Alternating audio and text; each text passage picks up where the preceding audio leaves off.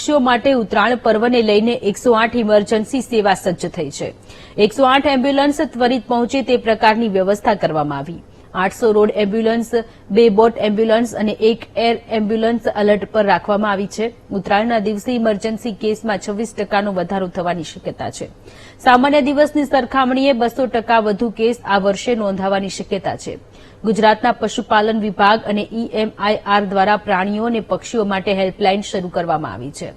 પ્રાણી કે પક્ષીઓના જીવ બચાવવા ટોલ ફ્રી નંબર 1962 જાહેર કરાયો છે। પ્રાણી અને પક્ષીઓ માટે 37 કરુણા એમ્બ્યુલન્સ કાર્યરત કરાઈ છે। રોજની સામે આવતી 28 બર્ડ ઇન્જરી સામે ઉત્તરાયણના દિવસે 660, 480 કેસ વાસી ઉત્તરાયણે નોંધાઈ છે। ગત વર્ષે ઉત્તરાયણના દિવસે 4280 કેસ, જ્યારે વાસી ઉત્તરાયણના દિવસે 4021 કેસ નોંધાયા હતા।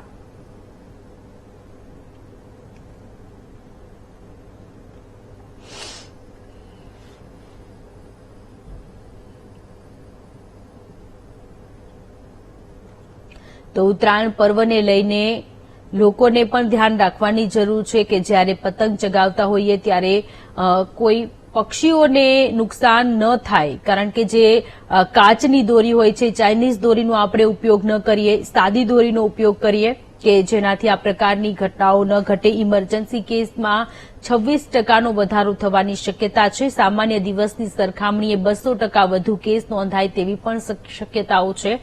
સામાન્ય દિવસે 28 બર્ડ ઇન્જરી આવે છે, જ્યારે ઉત્તરાયણના પર્વે 660 બર્ડ ઇન્જરી આવે છે।